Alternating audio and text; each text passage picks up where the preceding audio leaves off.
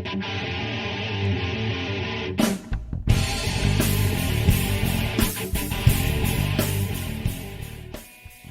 everyone, Matt Wakeling here. You are listening to the Guitar Speak podcast. Thanks for tuning in. Today we start a new sub-series called Iconic Albums, where I'm joined by my friends Rob Rhodes and Gabor Josika to talk about some of the most influential guitar records of all time.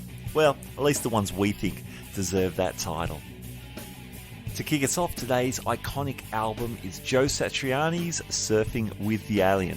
That's coming up real soon. This episode is brought to you by The Pedal Movie, a feature-length film all about effects pedals created by the music gear marketplace Reverb.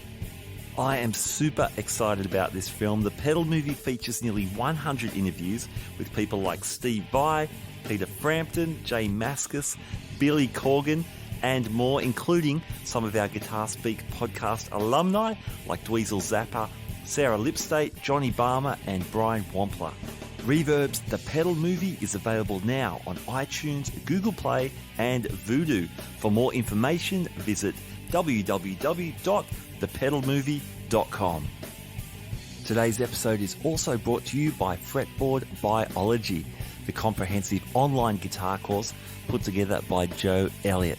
Now, Joe is not only a fantastic guitar player, he draws on his years of experience as the ex-head of guitar at the Guitar Institute of Technology and also at the McNally Smith Music College. Here's a few words from Joe about the course. If you're tired of wading through hundreds of random guitar videos and just want to become a better player, Fretboard Biology is your answer. Fretboard Biology is a self-paced, college-level program that'll give you the right instruction, in the right amounts, and in the right order. You'll learn the same information I taught to thousands of other guitar players over 30 years of teaching in top music colleges. If you want to make real progress with your guitar playing, then sign up for a free 7-day trial at fretboardbiology.com. All right, Rob and Gabor, welcome to Iconic Albums number 1. Woo-hoo! So good to have you guys. Great to be here. Fantastic to be here. This is super exciting. So here's the story. We've each selected a couple of albums. Each episode we're going to go through one of the albums, have a chat, talk about its impact, our favourite tunes, pretty much anything about the record that's kind of interesting on a guitar and musical level. So we're going to jump in. Surfing with the Alien. That's the first album. I chose this one. It was released in 1987. It was Satriani's second album on the Relativity label. It was his third release. He had an independent release called Joe Satriani, which ironically was another album many years later. But anyway, his very first album, it was more of a demo, and he pulled that from pressing pretty quickly. So Surfing, his second release label album, and just exploded in the late 1980s. Now, I was about 16 when it came out. Just before recording, we've established that I'm a few years older than Rob and Gabor, although you wouldn't tell from our record collections, as we'll find out over these next few weeks. But any reactions? When did you guys first hear this record? I'll go first, I guess. Yep.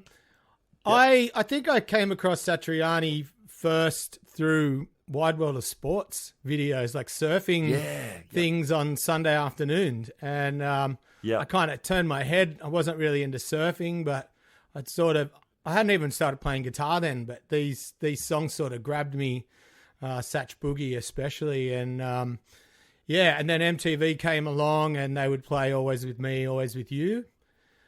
And I guess I started playing guitar in 1990, so like Satriani was everywhere then, so you couldn't help but be exposed to it. Yeah, awesome. How about you, Gabor? It was pretty much the same. So I started playing in 93, roughly. I think I started playing guitar. And it was, the same. I remember the Always With Me, Always With You clip on MTV. I remember hearing that, not knowing what it was, but remember hearing it. And then in high school, when I first started playing guitar, everyone else who was playing guitar, Satch Boogie, everyone wanted to learn how to play Satch Boogie. And you couldn't help but, when you're part of that whole guitar, group at school, you couldn't help but having to play it as well. So kind of learning it and trying to learn it and going, whoa, and then, oh man, and he was Kirk Hammett's guitar teacher, man. All the, all those sort of stories that all came out. So that's my first memory of that. Yeah, awesome. Man, for me, it was a couple of things. I think I saw a picture in Guitar Player magazine. It was a Relativity Records ad, I think, trying to promote the album. And the first time I heard it was on Wide World of Sports as well, same as Rob. And Okay. yeah, it was Wide World of Sports. They'd have like play of the day or whatever, some montage of some sport, and it would just have shredding stuff. It was awesome. It was awesome. Also, Stevie Ray Vaughan's Scuttle Button was a big Wide World of Sports riff. Killer. So anyway, I'd heard the name, and then I heard Surfing on Wide World of Sports, and I thought, I wonder if it's that Satriani guy or Satri. I didn't even know how to pronounce the name there, but I guessed it was him, and I was correct. And yeah, MTV, great timing for MTV, because MTV in Australia launched, I don't know, about 85 or 86. I'm roughly remembering. And yeah, to have instrumental guitar on MTV and on commercial radio was unbelievable. And not just the Shadows, as beautiful as all that stuff is, but really contemporary, in your face, unbelievable guitar playing, pulling tricks I'd never heard of before. Yeah, well, it was sort of the precursor to, Satriani became very popular on the radio, and as you said, MTV. Richard Wilkins used to host the late night, like Friday and Saturday night. But it opened the door for, I think maybe even Triple M might have been before, because Dr. Dan theme, which Dieter Kleeman recorded, that was huge at the time as well.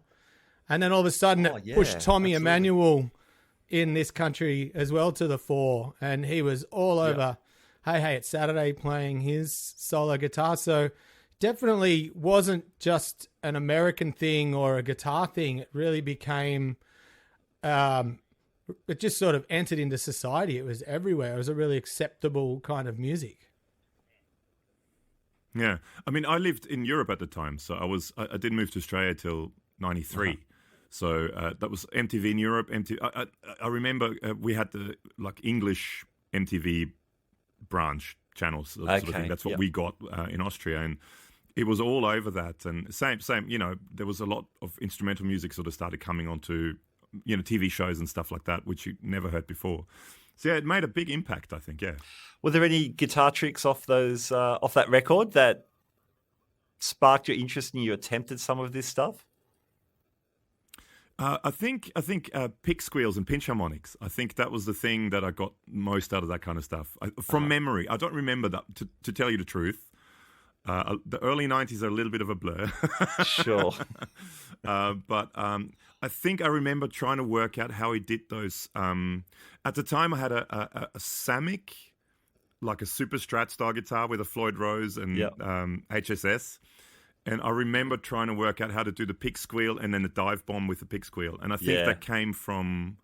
that's all over that album. So yes, yeah. I think that was one of the things I really tried to learn and sort of learned, I guess, in the end. I'm still not really all that good at it, but I sort of learned from that. Yeah. Unreal. How about you, Rob? I think I was mostly in the Van Halen camp. So I was doing more his style of the pinch harmonic and like a lot of the dives, and Satch was doing a lot of the, pulling up on the trem. But I think it was probably the delay, his use of the delay within the dive bomb, which is a little bit different from what Eddie used to do. That was sort of that was a big thing. And I think his influence, as far as gear went, was pretty big too. Like the DiMarzio pickups were just sort of everywhere all of a sudden. He was flying the flag for those guys, and Ibanez. It really, because this was 87, I hadn't really played guitar yet. So for me, even though hearing it at that time, it wasn't until Flying in a Blue Dream that, I was playing in a band and we were doing Big Bad Moon, because that was an easy one to do, and I think I still play the Big Bad Moon solo whenever I do Roadhouse Blues. So perfect. Bless you. Yeah, it's weird, but definitely it was there, but much sort of later on. Sure. One trick I picked up because it was easy was that thing where you're tapping but using the edge of your pick and you're bouncing it off the strings really fast. True. Guilty. True, yeah. I still bust that out. I still do that too. Yeah. Yeah, actually, yeah, true. Yeah, that would have come from, same here, yeah. Yeah. I didn't even think about that, but yeah.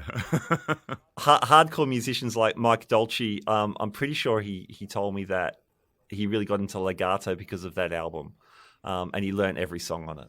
Yeah, I've had a few people tell me that, and I tell them, I just get the side of the pick and do that thing. Yeah. So. Yeah, that's true. Legato was a big thing to come out of that whole Satriani thing because no one was, well, I guess people were doing it, but it wasn't mainstream. It became like the buzzword for a long time. It did, yeah. I mean, Holdsworth was doing it, but much more of an underground level.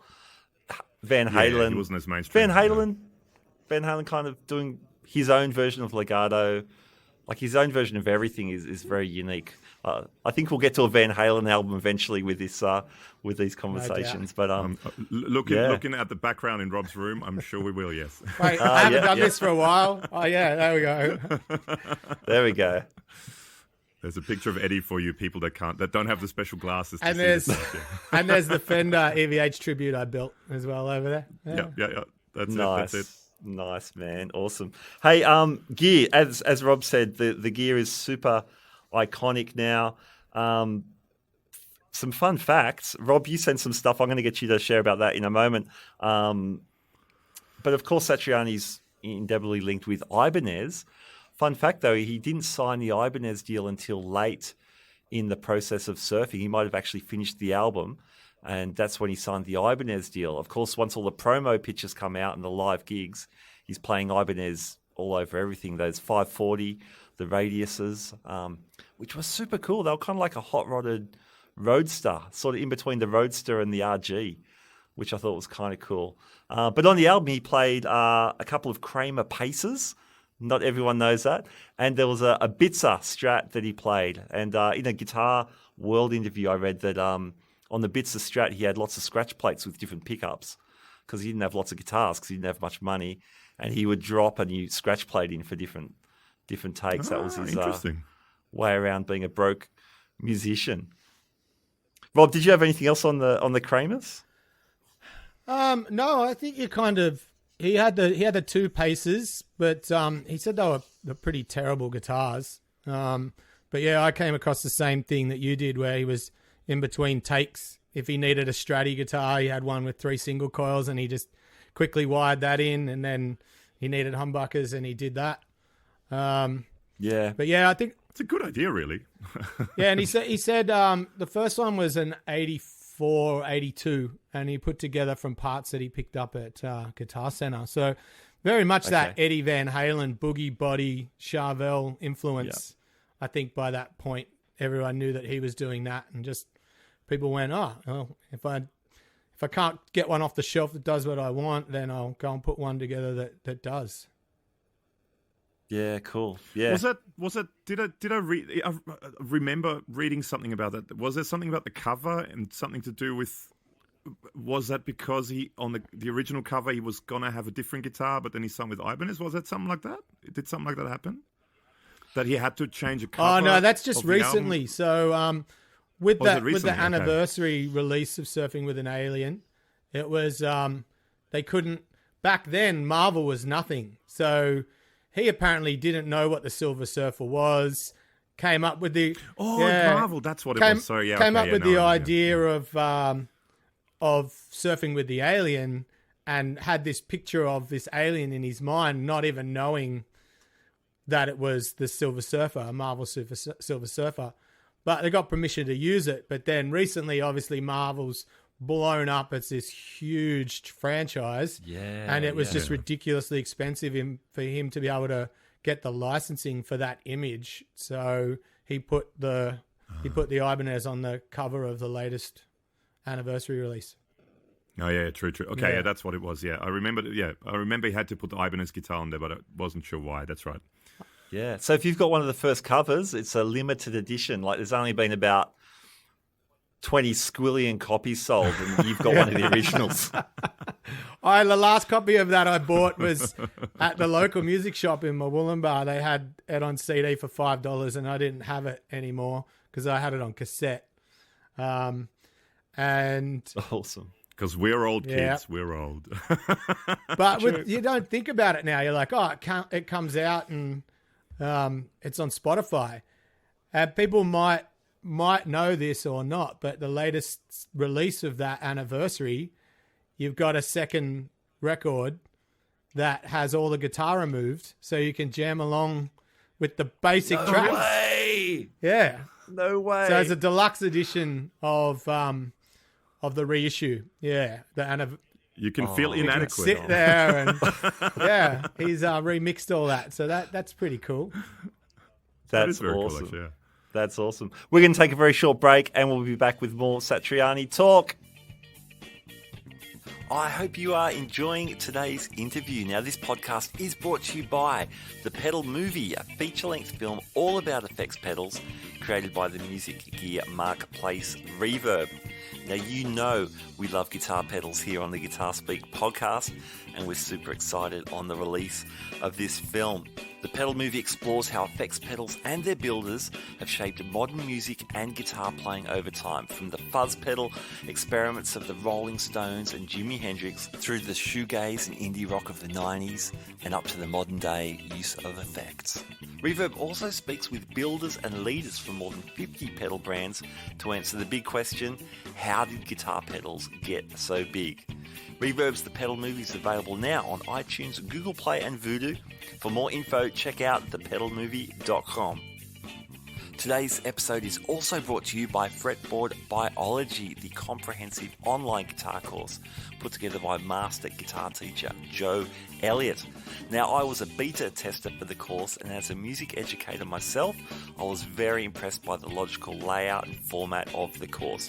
Heavyweight guitarists such as Brett Garsed and Greg Koch have also endorsed the program, so check it out at www.fretboardbiology.com. Okay, back to our interview. All right, welcome back. We are talking Joe Satriani's Surfing with the Alien. I'm here with Rob Rhodes. Hey, Rob. Hey, how you going, Matt? I'm with Gabor. Hey. Hello. I thought I should introduce you guys. I didn't do it at the start, but so people can get an audio to name recognition going. I don't know. Anyway, there you are. We'll fix that. The We'll idea fix was that in good. post. Yeah, exactly. Yeah, no probs. Now, we've been talking guitars. Now, the amps and effects were super lo-fi, even for the 80s. In fact, for the late 80s, you think Satch would have a huge rig. But again, this is early on in his career, and this album is yet to absolutely go nuts. So again, from the Guitar World interview I read, he was running an early 70s Marshall 959 Super Lead, 100-watt head, and a quad box. For effects, a Crybaby wah, of course. There's wah all over the record. Sounds amazing. A Chandler tube driver was his main drive. Oh, wow. And an Eventide H949 for some detuning. And I guess maybe some of the chorusing sounds that we hear, unless they were done in post. Yeah. Any favourite tones on the record? Gabor? Well, I sort of, before we started, I sort of mentioned to the other guys that I'm going to be the black sheep, the odd one out in this, because I was never a massive fan of a lot of these albums that Matt and Rob are talking about. So I hadn't actually listened to this album in ages, and I kind of thought, when I first listened to it, I thought I'm going to write down the one track that stood out the most to me. And the one track that for whatever ever stood out the most to me was If I Could Fly. And my reasoning for that was, and I just sort of wrote down notes, because it sounds very different to all the other tracks. So that's my standout track, If I Could Fly. And awesome. I You I are like the black sound sheep. Of the guitar in the intro. Yeah. I think we've worked out why Gabor is the black sheep. Because If I Could Fly was not on that album. That's not on that album. Is that not on the album? It's on Spotify on the album, isn't it? Yeah, but If I Could it Fly might be is on, off the top of my head, I'm not going to be able to get it. But Well, Well, Spotify lied to me then, people. Okay, well then that's why it sounded so different, because it It was recorded 20 years later. But still. Oh, was it really? Oh, okay. Whoops. That was okay. Oh, All right. maybe that not was the that song long, he not that sued long. Coldplay for. Or Yeah, they settled Really? out of court, and no one said anything about it. But yeah, So on Spotify, I'm sure it played it on that album, unless it just went to some other playlist or something. yeah, it must have. Man, It's I'm on happy you Is heard There it. It's Love a in killer Space? song. I think it's on that record. Okay. Well, That's then I it. apologize That's for that. It is. I always liked. Okay, getting back to the album then. I liked a lot of the, as cheesy and 80s as they sound, a lot of the synth sounds. Okay. Yep.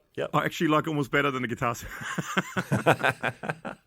A lot of the intros, like that sort of sitari kind of sound, which is a synthesizer. I think he used a electric Did he use sitar, a the Dan cor- Electro. Did he use it? Yeah. Okay. Well, I like that sound. That's just a. Okay. I think when I saw him live at was it 3G, G3, whatever they're called, with him and Vi and John Petrucci at the time. That was the concert. It was the keyboard player played it.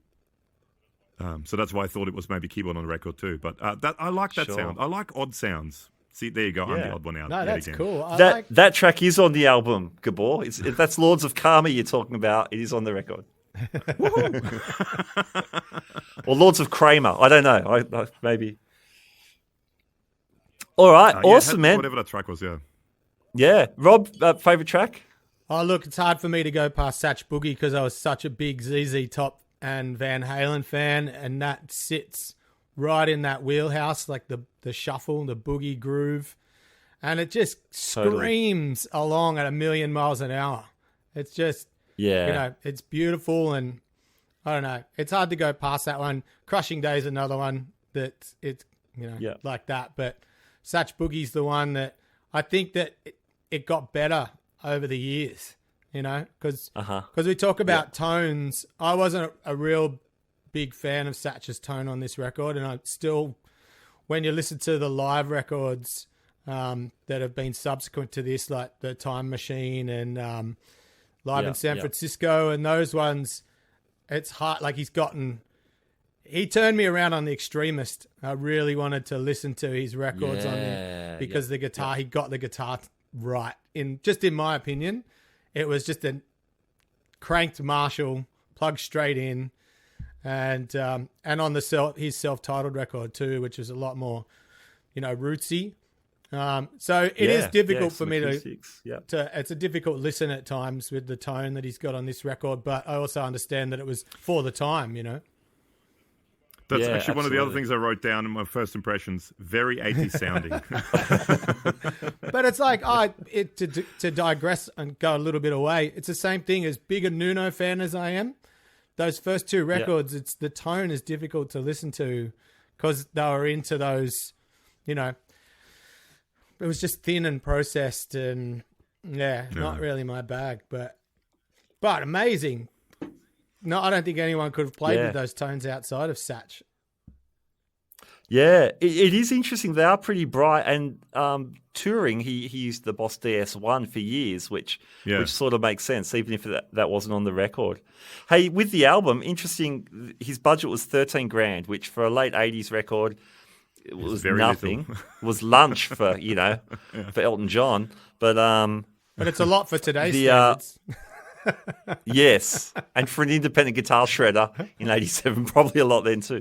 But anyway, the only track with live drums is Satch Boogie. The rest of it's all programmed drums, which I think for me means I kind of like some of these tracks on the live albums a bit better as well, just because there's more interaction with the band. And by Flying in the Blue Dream, he's obviously got a live band on there. Stu Ham's playing bass on that record. By The Extremist, he's got the Bissonette Brothers. Man, killer rhythm section. So that's why I love that record as well as, the tones are perhaps becoming a little more organic maybe. But, my favourite tracks, I've got two I love. I always go back to, it's Echo, which is the last song. That's the 5/4 one at the end. It's the tone on that. That's a cool track. Yeah, that's a cool song too, actually. That was one of my favourite ones too, yeah. Yeah. Awesome, man. I think the tone on that's beautiful. It's so dynamic. He backs off, he leans into it. And circles, I love. It's got the really cool open chords on the front, shreds in the middle, back to the open chords. Done. Lovely. Hey, I put a post out on Facebook and Instagram asking people for their favourite Satch tunes. And I'm going to do a few shout-outs really, really quick. So, and we'll see. Any predictions from you guys? If it's just in general or off this record? Always with me, always with off you. This probably. record. Yeah, it's going to be Just off this always, record. for sure. All right, awesome. So here we go. We'll go from some order. Echo, 2 people. Rob Balducci. Rob Balducci's on Steve Vai's label, by the way. He likes Echo. Steve Kemsley, great drummer friend of mine, introduced me to Odd Time. He likes the 5/4 song, of course. Hill of the Skull, no votes. Although I like it. It sounds like it's from Conan the Barbarian or something. Circle, 2 votes. Nick Wolf. And Mark McPherson. Lords of Karma, no votes, although Gabor likes the sitar. Midnight, Joseph Tabua, 1 vote there. Surfing, 2 votes. Lee Alexander, Joe Salas. Ice 9, 3 votes. James Cole, Jamie Mercer, Simon Rafalo. Rafalo can play Flying in a Blue Dream, by the way. Crushing Day, Joe Salas, Tim Bennett. Now, the final 2, you guys are right. It's between Always and Satch Boogie. I actually have to count them. Maybe I could have done this before we recorded. This is No, more that would have organic been- this way. Yeah, exactly. Oh, cool, man. All right. Always with you. 10 votes. Nate Stewart, Mick Stewart, no relation. Glenn Kingsley, Adam Roach, Warren Riley, Jem Magtabay, Maddie Hakim, Chris Kamzalis, Trevor Court, Grant Rennie, and then Satch Boogie, 11 votes. The Guitaring Show guys. Shout out to them. Bilgola Guitars, Cameron Henderson. Oh, I've got to tell you about Cameron Henderson. Glenn Kingsley, James Cole, Warren Riley, Jem Magtabay, Steve McPherson, Jason King, Stevie Taylor, Gig Life Hey, Podcast. Stevie. G'day, Stevie. And Hey, Joseph man. Tabua also on that one. So Satch was the winner from my impromptu. People want to dance, man. It's all about the dancing, I'm telling you. They want to dance. They don't want the 5/4. It's too confusing. To dance to that.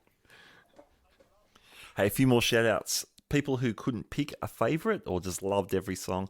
We had Rob Greenup, Scotty Burford, Chris Churchwood, Chris Kemzalis, Gavin Moore, Cameron Jones, Brad Carroll, and Mel Bolden just said she had great memories of the record. Hey, last thing to wrap up the show. Did I tell you guys when I teched for Satriani? No. I teched for Satriani probably about Wow. 10 years ago. I've seen him 3 times. So first time was his first tour. Last time I think was his last tour here 2 years ago or so in Canberra. About 10 years ago I teched for Canberra on the Thump Music clinic tour. So he's out doing clinic tours for Thump Music Australia, and a friend of mine, Daniel Singh, put the shout out, does anyone want to work on this show tonight? I'm like, yeah, man. So I get in there. That's where I meet Cameron Henderson, who's a killer guitar player. So shout out to Cameron. And I got to be Joe's Sharpie technician during the meet and greet signing stage. Sharpie technician, I like that. Yeah. There was this lineup of like 1 million people, and you had to be good because people would come. I had a handful of Sharpies, different colours, and if someone had like their Chrome Dome Satriani guitar, well, you need like a black Sharpie on that. But if someone had brought, I don't know, the Satriani pedal, the saturator, the Vox pedal, well, you need a black Sharpie for that. So I was working that, and me and all my friends that I'd met that night, we were so starstruck, we took turns being the Sharpie technician. Wow. I have a very similar story to that, Matt. Come on, man. I worked at Allen's in Pitt Street for a little while and in the admin team. And, he did an in-store. And I somehow got out of my admin role and ended up as a security guard. And I ended up being Joe's private security for the day. And I didn't do the Sharpie, but I did all the fan photos. So if someone wanted a photo, I had them get their phone or their camera ready, their Hanamex or their whatever else they had back then. Yes. And Yes. terrible Motorola flip phones or whatever. And I would go, right, I'm going to count to 3. I'm going to take the photo. I'm going to hand you your phone and then you're out of here. You know, if you got something to sign, we'll do that as well. And then amazingly, thanks to Andre, I then got out of my work for the rest of the day, got to hang up upstairs while he signed all of the Ibanez's he was doing for Allen's at the time. So he had all the JS lined out, and basically got to talk to him for about, I don't know, 20 minutes. And wow, man, and you'll never guess what question. I really only asked him one question, and it was about strings. Like, how nerdy is that? Because I just wanted to know if what I worked out over the years of playing nowhere near his standard, that if I was right about strings. And he was a Diodario endorsee, he always has been. And we basically had the same kind of stories about Diodario, that we've gone off and tried other things and then always come back to Diodario's. And he's obviously tested them a lot more than I have, but maybe recently I've tested them more. I'm not sure, but okay. But it was a great day, and I got my Live in San Francisco DVD signed, and awesome. It was a great day, that one. So yeah, we got that in common, Matt. Nice. There you go. I saw him in a hallway once. Whoa, still good. Yeah, that was it. That's it. That's my story. Just as valid, man. Just as valid. You are the black sheep. But I was hanging out with Steve Vai at the time, so there you go. Right. Yeah. Fellas, thanks for joining us. It's been a fun night. Joe Satriani, Surfing with the Alien, iconic album number 1. Beautiful. Thank you. And I get one song wrong, but that's okay. Come back next week. All right, there you go. Iconic albums number 1. Now, listen, if we missed something that you think is super important about surfing, or any other comments you want to make about the record, shoot me a line through email or Facebook or Instagram, and it'd be nice to make mention of that in a future episode. My great thanks to Rob and Gabor for joining me. Thanks to everyone who joined in on the Facebook conversation that we spoke about earlier. And also, this show has been brought to you by Reverb's The Pedal Movie, out now, and Fretboard Biology, the online guitar course. Check out the links in our show notes. All right, my name's Matt Wakeling. You've been listening to the Guitar Speak podcast, and as Michael Schenker once told me, keep on rocking. See you next time.